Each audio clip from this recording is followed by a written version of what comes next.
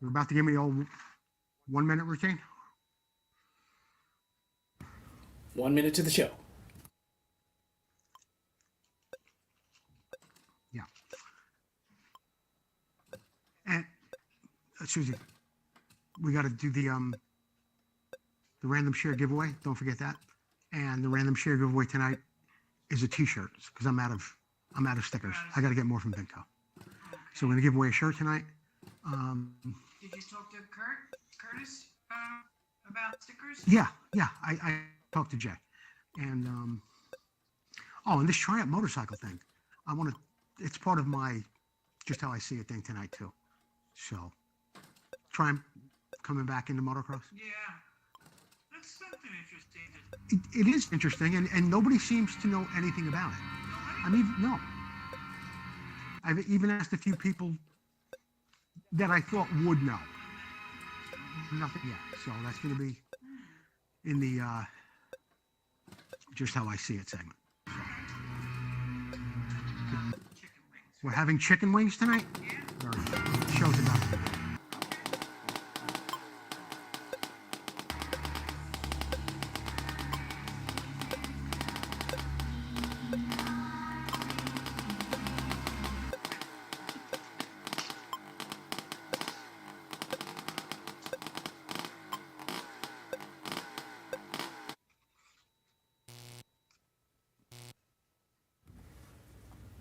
You're live.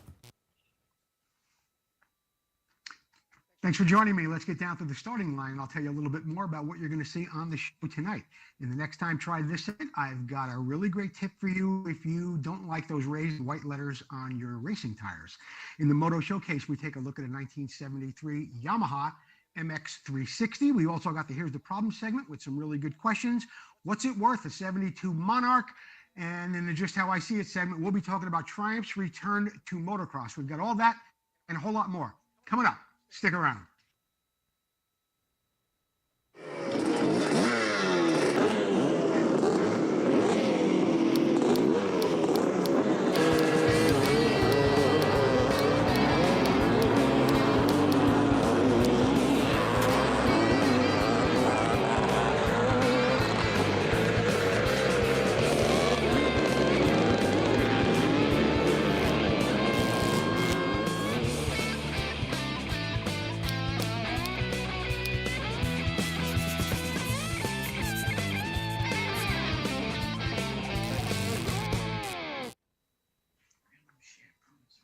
Good evening, everyone. I'm Joe Abadi, and you're watching Vintage Motocross Q&A. Thank you for joining me. Thank you, Jordan, Chelsea, and Susie for helping me put the show together tonight. In fact, I have the lovely Susie in the studio with me who will be standing by checking on your comments and things that we're going to be talking about throughout the show, including Triumph's return to motocross.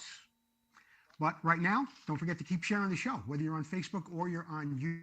Facebook or, YouTube. And if you're on YouTube, please comment Motion Pro. We do have a random share giveaway winner. And tonight, because you're such a great bunch, we are going to be giving away a Vintage Motocross Q&A t-shirt like this. We're not going to give away stickers tonight from Vinco. We're going to give away a t-shirt just like this. It's got our logo on the front and, of course, our wonderful sponsors across the back. So don't forget, keep sharing the show. You'll get yourself a really nice Vintage Motocross Q&A t-shirt. Don't forget our YouTube channel. It's going really well. Tell your friends about it. You could always go over and check out what's happening there. All of our past shows that we've done here at Vintage Motocross Q&A are on YouTube. And all of our interviews as well, including that wonderful Brian Myerscough interview from a couple of weeks ago. So don't forget, subscribe to our YouTube channel. And when you do, you get a little alert just like this. Tells you when we're on the air. Go over and watch the show on YouTube.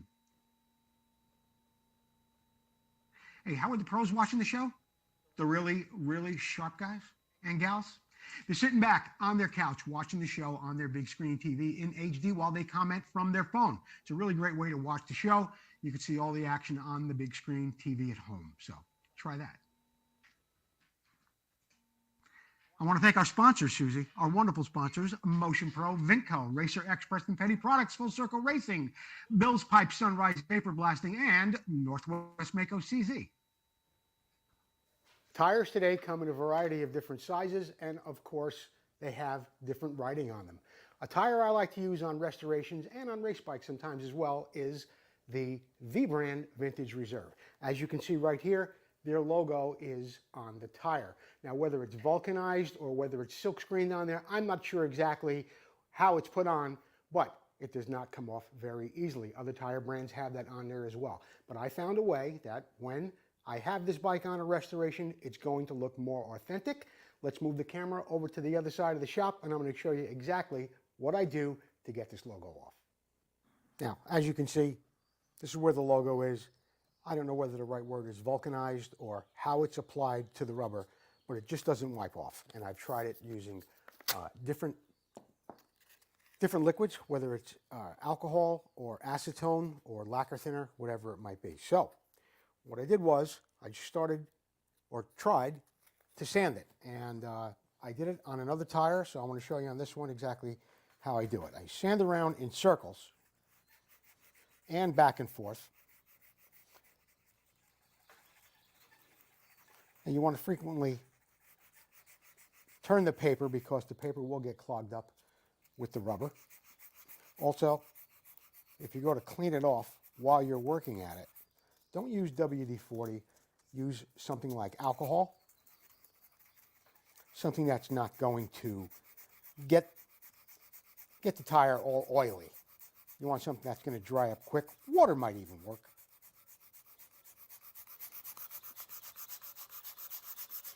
But you'll see in a minute here that even though it looks like it's coming off, you'll get a view of what's actually going on here. Actually, this one came out better than the first one I did, which I did not videotape, but it came out a little bit better when the alcohol dries up. What I've been using here is 180 grit sandpaper. Going around in circles helps a little bit too, but most of it can be done just going back and forth. Might not be a bad idea to, if you're working near a chrome rim like this or even an aluminum rim, might not be a bad idea to mask that off so you don't get your sandpaper scratching up your rim.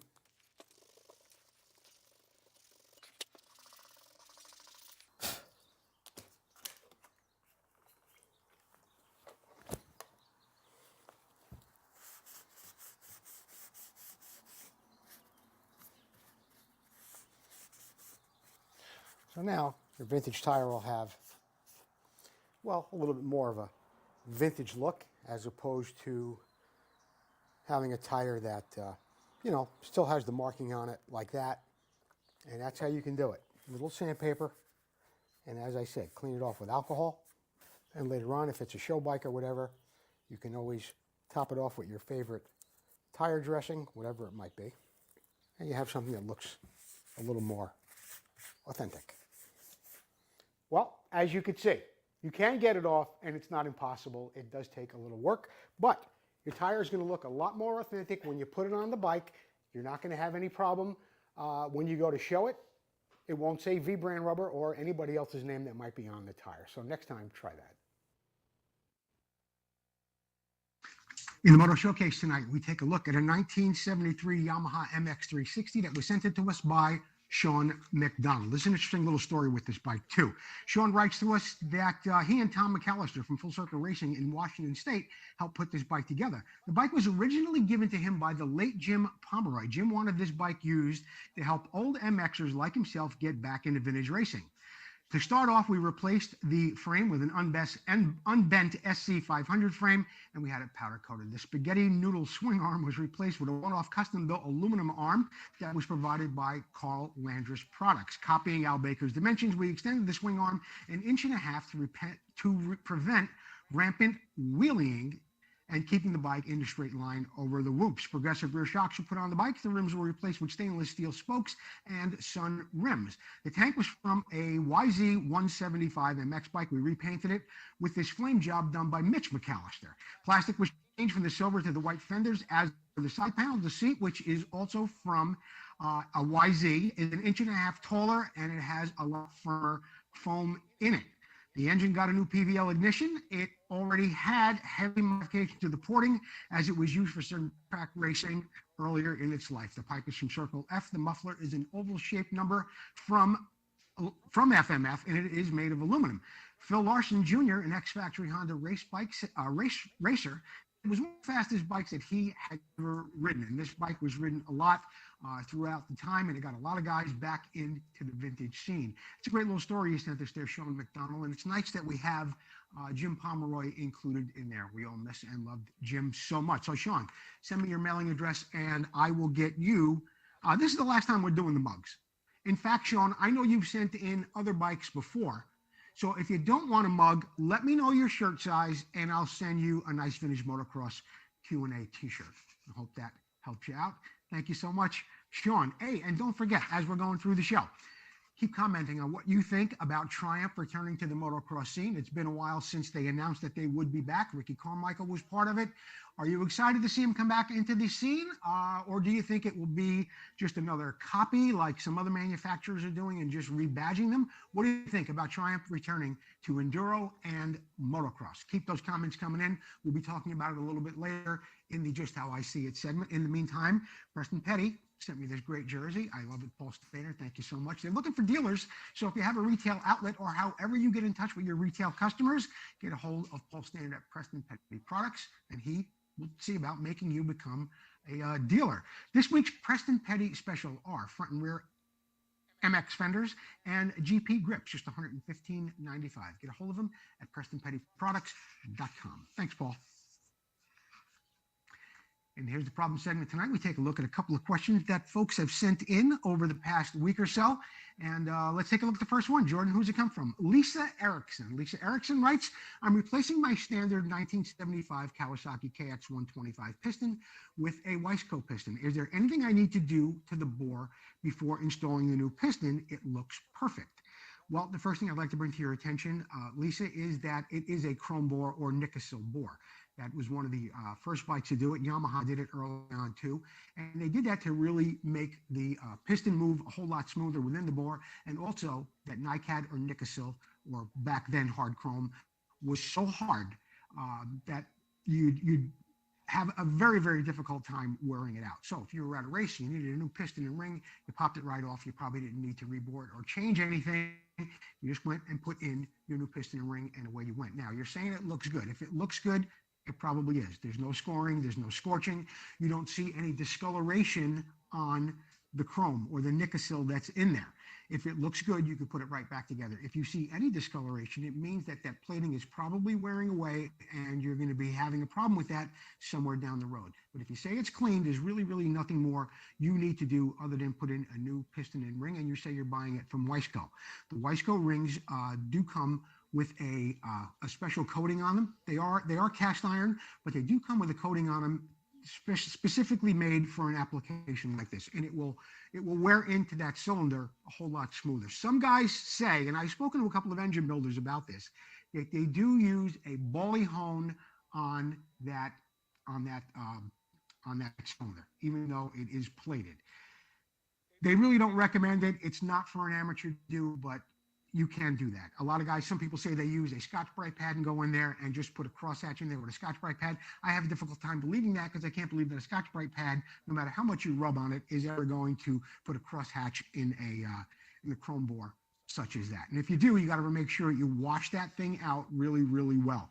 After you get done doing whatever you're going to do in there, make sure you clean it really, really well. And then with some good clean oil on a paper towel, keep going in there until you don't see any more dirt or any kind of shavings or anything coming out of there again. So that's the way you want to do it. You don't need to do anything if it's looking good. If it's not, get it checked out. What do we have up next, Jordan? Jeff Kokoski. Jeff Kokoski. Joel, any tips on the color preparation for my 78 RM 125C that we are rebuilding? This question is a little bit longer. I want to get into it a little bit because Jeff explains a few things and has a couple of questions. So Jeff writes, my buddy Ron and I are refurbishing a 78 RM 125C. At some point, someone painted the frame blue and the swing arm yellow. We're going to be sandblasting the frame and repaint it back to the original black color. You have a suggestion regarding what color black and the sheen should be used to match the OEM color. Let's deal with that first, Jeffrey. Black gloss, but if you don't want to make it too shiny. So what you want to look at, Jordan, keep that picture right there for just a second. Don't change that picture. What you want is like an 80% gloss as far as 80% sheen as far as the gloss on your frame. A lot of people today do use a clear coat over the paint. When they use PPG, it's going to make it a little bit shinier.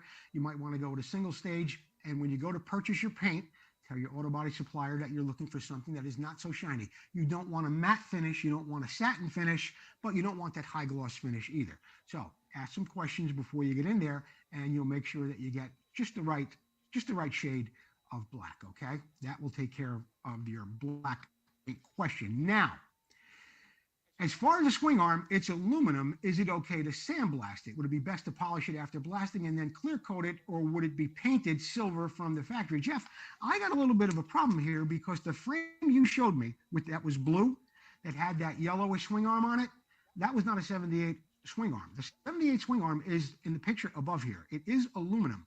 The one you have that looks painted, it appears to me to be from like a 76 or a 77. RM 125. So I don't think you have the correct swing arm if you truly have a 78 RM 125. The swing arm at the top is the correct arm. It is aluminum. You can bead blast it or sandblast it, but it's going to make it, look, you could do it, okay? But you do have to polish it before having it re-anodized. So sometimes when you bead blast or sandblast, it's going to make that the finish on it a little rough. It's going to kind of add a step to your polishing. Vapor blasting would be a really, really great way to go. That'll make it nice and smooth, remove the anodizing that's on it, and it'll make it much easier to polish after you get done. But double check to make sure you have a 78. Make sure you got a 78 RM there. You might have a 77. And if you do have a 78, make sure you got the right swing arm. I don't think you do, Jeff. Thanks for the question. What do we got next, Jordan? Mike Murphy, Joe, I'm restoring a bike that has red nylock nuts. I wish you'd have told me what bike it was, Mike, but that's okay, and that's not important right now. I can find new white or blue, but not red nylock nuts. Will replating the nuts hurt them, hurt the nylock? In other words, he's asking me, when he polishes them and has them re-zinced, is the plating process going to affect the nylock? No, it won't.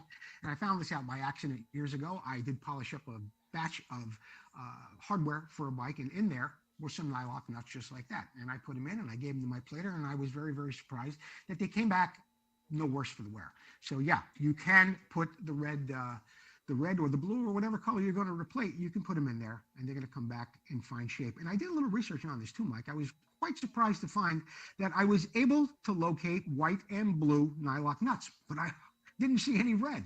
So I just was double checking that, and yeah, I didn't see too many red. I didn't see any red. Saw plenty of white, plenty of blue, and no, you polishing them and giving them to your plater is not going to affect the nylock nut. Thanks for the question, Mike.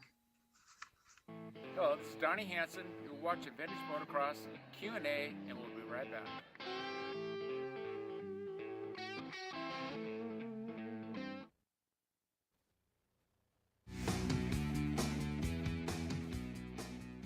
Hello everyone, Brandon here with Motion Pro, bringing you the Trick New Pro Plug sockets from Motion Pro. The Pro Plug sockets are a very clever design. They're heavy tool steel construction for durability.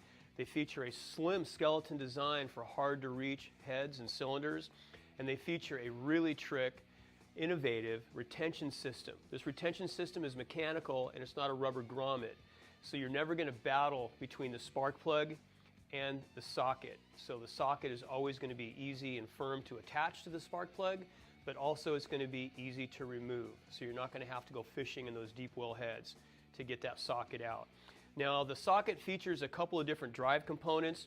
You can use a 17 mil open end wrench, a 3/8 drive socket, as well as a through axle, right? So you've got a couple of different ways you can use this product.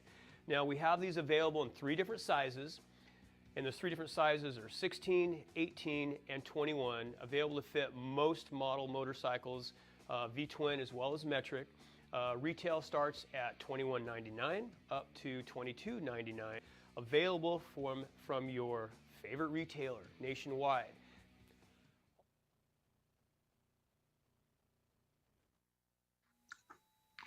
Susie says we have some comments coming in regarding Triumph return to motocross and enduro, but keep them coming. We want to know what you think.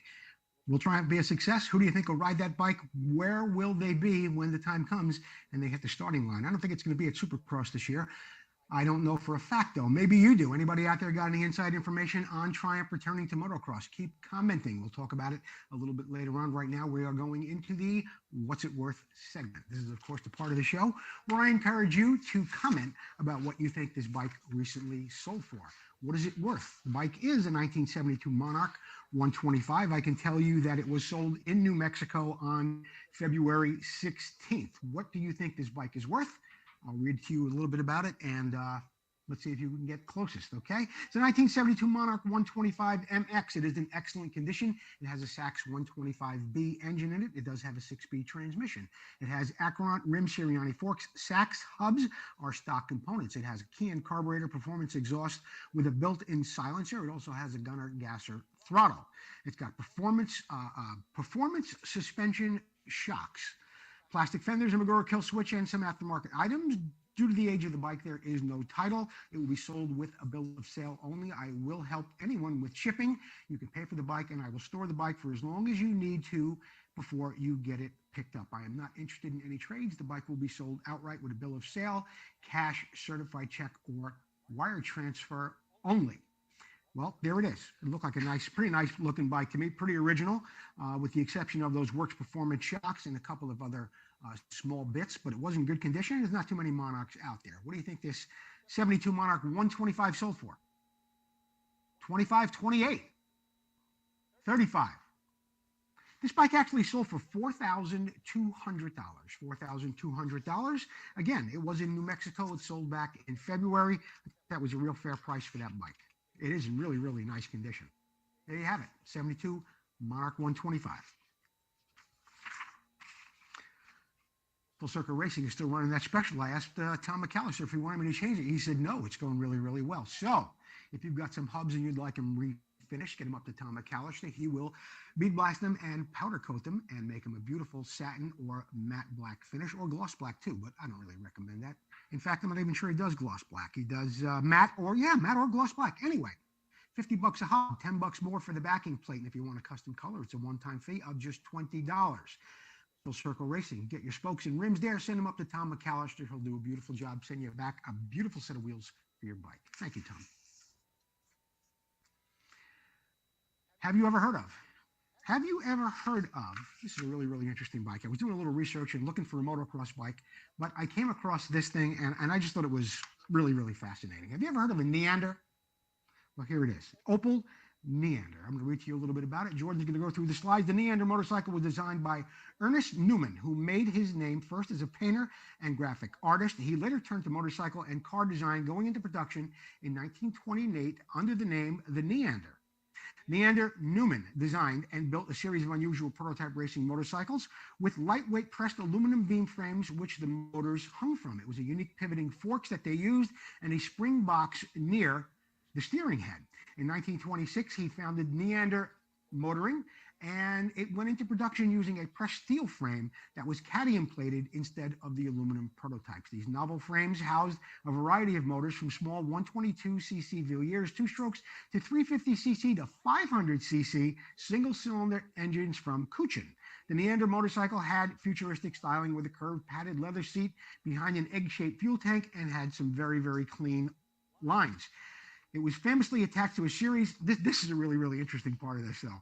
I mean, aside from the way the frame was made and the gas tank, the Neander motorcycle had futuristic styling with the curved and padded seat, the egg-shaped thing. Okay. With excellent handling, they won quite a few races, but in 1929, somebody attached rockets to this bike as a publicity stunt. They took the Opel and they had attached, there it is, there's a picture of it right there. And they had attached some rockets to it, and it really created a really big stir. Anyway, in 1929, the Opel Automobile Factory licensed the Neander design, and it went on into 1929, 1930, and that's when Fritz von Opel infamously attached those rockets to it to get all that publicity. An estimated around 2,000 Neander motorcycles were built before Newman Neander turned his attention to a series of experiments involving small cars. And that is the history of the Neander Newman motorcycle. I think it's a really great looking bike. I love those red rubber tires and the leather seat. And it's just a real interesting piece. So now, next time, if somebody asks you, have you ever heard of a Neander? You can say, yeah, Joe Buddy told me about it in Vintage Motocross Q&A. Evil Knievel, what's he got to do with it? Sunrise Vapor Blasting. Mark Farriaster is doing an absolutely wonderful job for us. He always has. We've been sending a lot of stuff to him. He vapor blasted, and it does a beautiful job. I know a lot of people have been mailing things to him as well. So if you've got something that is of a delicate metal, be it aluminum, magnesium, titanium, whatever it might be, get it down to Mark Farriaster at Sunrise Vapor Blasting in Modesto. He will get it back to you very quickly and in very beautiful condition. If you got any fittings on there, like a carburetor might have, that are brass or pressed in, does a beautiful job on that as well without changing the profile of the metal. Mark Farriaster, thanks for your support here at Vintage Motocross Q&A and for the beautiful job you've done for us on so many parts. We are going to take a commercial break. When we do, we will have our random share giveaway winner when we get back. This is an excellent time to keep sharing the show. Somebody's going to be a winner when we return.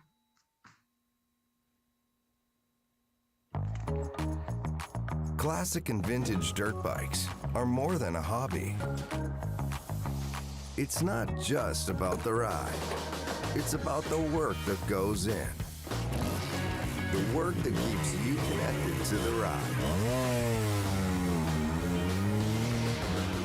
It's about bringing the bike back to life and doing it with your own hands. It's about the adrenaline and adventure. And when it comes to putting all the pieces together, only Vinco knows the bikes and parts the way you do. Vinco, keep the ride going.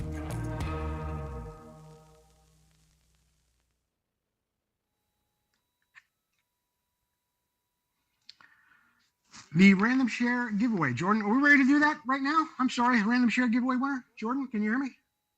Yep. We doing the random share now? Yep. All right, brother. The random share giveaway winner is Matthew Houghton. Matthew Houghton, Howton. Matthew Houghton. You are the random share giveaway winner. Get a hold of us with your mailing address and the size shirt you wear. You'll be getting a beautiful shirt like this. Compliments of Vintage Motocross Q&A and all of our wonderful sponsors who are on the shirt across the back. Matthew Houghton, you're the random share giveaway winner.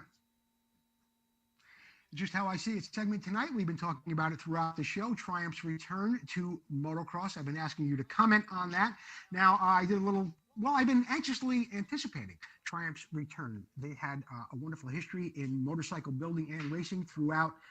Let's put it this way. They started building bikes in 1902, and so many people actually adored the British brand. They were, of course, very popular in a variety of movies. They had some great Grand National champions, Gary Nixon, 2 years in a row, 1967, 1968, and Gene Romero in 1969. And there were a lot of other people who also rode Triumph motorcycles with a lot of success. A lot of desert riders like them. And with the way things are going in Supercross, with the big four still being out there, of course, Gask, and Husqvarna coming back into it, I was really waiting to see if the British are coming once again. The bike you see in the picture right here happens to be just a rendering that someone put up on social media. I thought it was interesting, but nobody knows what this bike looks like. And no one's heard anything about it. And it was first discussed, I think, back in June of 2021. So I've been asking throughout the show what you thought. Are you excited to have Triumph come back to the scene? Do you know anything about it? And I am now going to turn to the lovely Susie. And in her Jersey voice volume, she will tell me about some of the comments that we've heard. Susie, what are people saying? Well, Roy Vanderveer. he says he's not really interested. Roy's not really interested. He's had it with the British. Yeah, and Okay. he also says Mako should come back. Mako should come back. All right, Roy, big fan of the German mark. I know you ride Suzuki's. You're a big contributor to the show. You're not a real big Triumph fan. What else did he say? He also said, will the Triumphs be made in the UK? Will the Triumphs be made in the UK? Yeah, I believe they absolutely will be. From what I researched, but I understand where you're going with this because there are a lot of a lot of parts suppliers and people do take things in from different parts of the world and put them on their motorcycle. A lot of them are really high quality stuff. Some of them, well, look, I'm not going to get into that. But yes, I do believe they will be made in the UK. Who else other than Roy Vanderveer? So, your random share. My random share giveaway winner was Matthew. Matt Houghton. He says go for it. Who's going for it, Matt? He says Triumph, go for it. Triumph is going for it. Yeah, but when are they going for it, Matt? That's what we're trying to figure out. I mean, it's going on 2 years. Nobody has seen hind nor hair of this once illustrious mark. I mean, they had look. They did it right when they came in with Ricky Carmichael and Ivan Cervantes. Ivan Cervantes, a 5-time world enduro champion. Ricky Carmichael's his career speaks for itself. 15-time champion. So they went out there with the best guy from Europe, and they went out there with the best guy from the U.S. Going into that enduro motocross scene. But nobody has seen anything about it yet. Susie, we got anybody else in there has any comments? Tom McAllister, Full Circle Racing. What's Tommy got to say? He says the more brands, the merrier. The more brands, the merrier. I agree with you, Tom. I would like to see the old Triumph mark on the line. I was excited when Husky made a comeback. And although Gas was somewhat new to the sport, it was nice just to see another brand out there other than your 4 big Asians, which is great. Of course, you got KTM out there, too, from Austria. Who else? Butch Sander. Yeah, Sandergren. Yeah, Butch. He says already too many manufacturers. There's all too many manufacturers. I gotta disagree with you on that, Butch. I mean, you think about the old days on the starting line, you had probably, you know what? You could see a dozen manufacturers on the starting line of an autocross race, probably in 1974. I can, if you got 5 or 6 now, think about what used to be there too. Osa, Bultaco, CZ, Mako.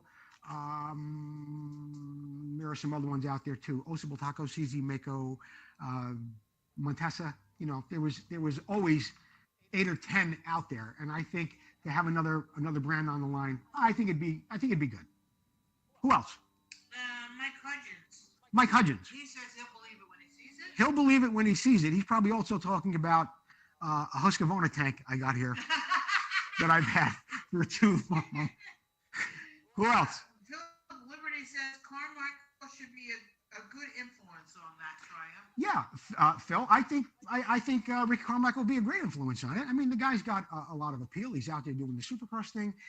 He's highly recognized, and I think he was a pretty good choice for Triumph to come out with at this time. So I think we got to get back to the regular show, though, unless you got something really juicy for me. So.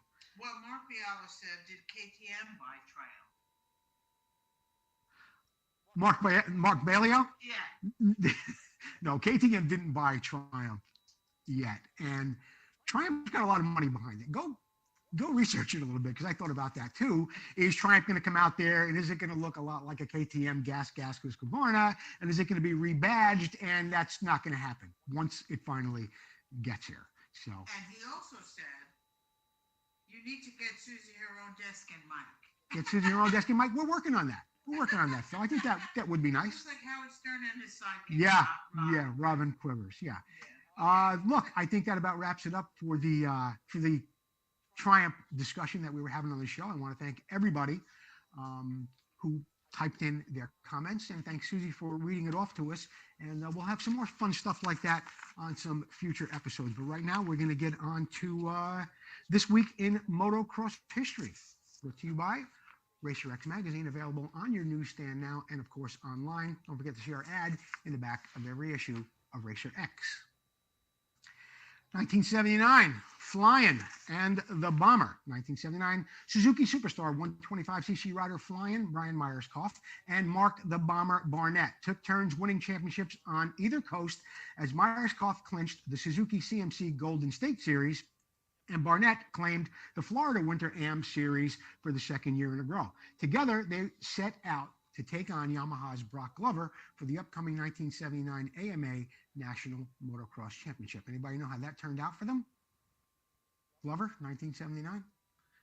Anyway, that's what was happening in 1979. Let's go on. 1980.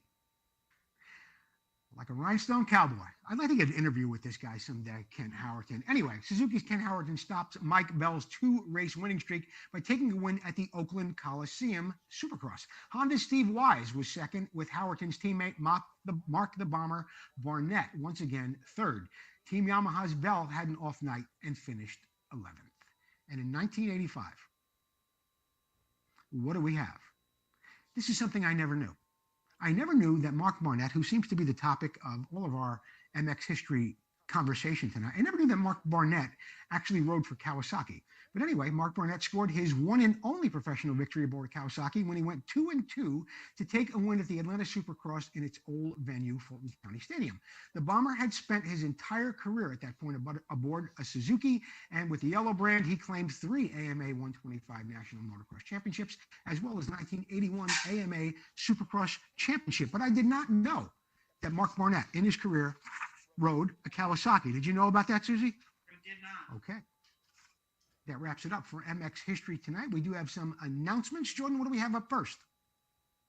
Oh, we got to check out Bill's Pipes. Don't forget, they're a good sponsor of the show. They've got some pipes for a little bit more of a modern bike. I don't think they're really reaching too far back into the vintage scene anymore, but get a hold of Bill's Pipes, and the best way to do that is to get a hold of them on their Facebook page.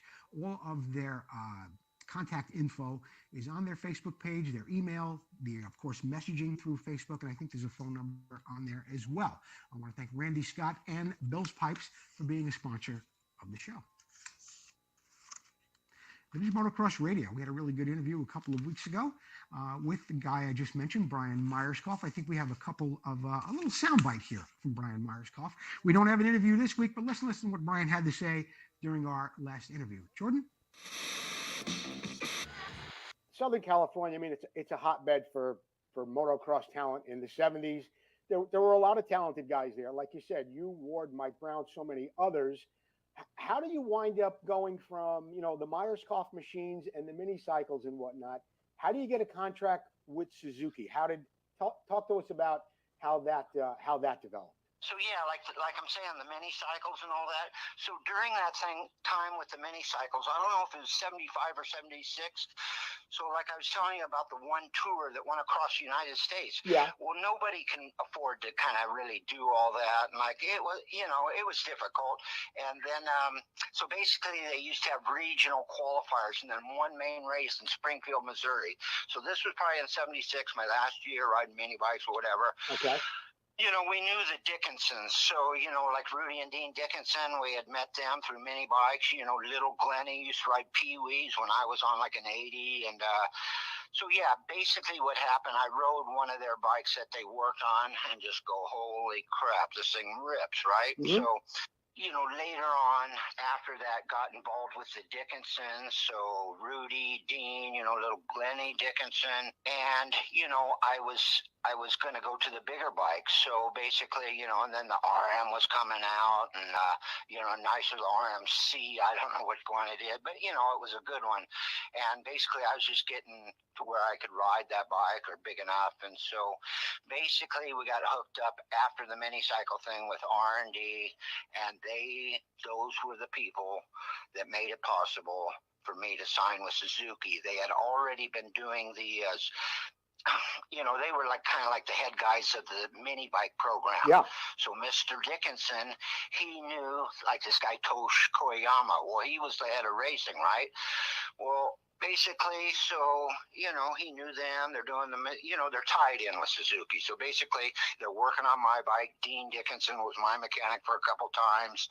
He came to the first couple nationals I did on like an R&D Suzuki, like my first year, right? Yeah. So, I did 3 nationals. I probably got lapped at every one. I got lapped twice at a place called Keysburg.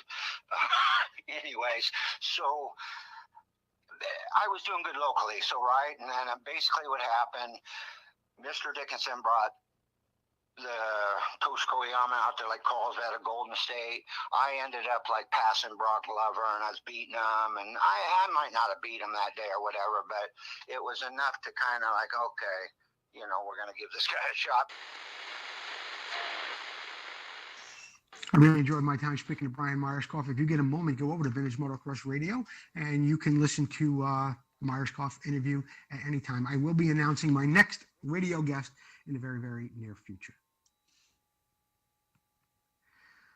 Oh, this is a wonderful event. 2022 TT Scrambles. It's the season opener on February 27th. That's this weekend, Susie. You want to go down to Southern California? Okay. Tammy Greenhill and the Old School Scrambles Racing Group will be putting on that event at Glen Helen. And I've mentioned this before. You can ride for free. You can ride for free at this round if you are not from Southern California. So if you're from Nevada or Northern California, you get down there and compliments of Rod Lake. Everybody who's not from that district gets a ride for free, including the kids. So get down there, support Tammy's event, and thank you, Rod Lake, for all your generosity. The Stump Jumpers Motorcycle Group. You know, I didn't realize how big this event actually was. Okay, it's coming up. It's called the Desert 100. It's on April 3rd in Odessa, Washington. But what I didn't realize was this event has 1,500 motorcycle riders alone. Now, the vintage class is for 86 and older, so you don't really break it down much more after that. But it is a one-lap race. It is 50 miles, and they have had as many as 1,500 motorcycles in this event. I don't even think the Mint 400 or a couple of other of the big desert races have 1,500 motorcycles in it. The starting line is like a mile wide. Okay, so if you're interested in racing the Desert 100 up at the Stump Jumpers Motorcycle Club, that's coming up April 3rd, Odessa, Washington. The new Armor Northwest schedule is out. There is one event that is canceled already. That is on Friday, March 18th, but they're moving it to the 19th, and it will be a double points race on the 19th. You can go over to check out their schedule. They have it online, Armor Northwest Racing.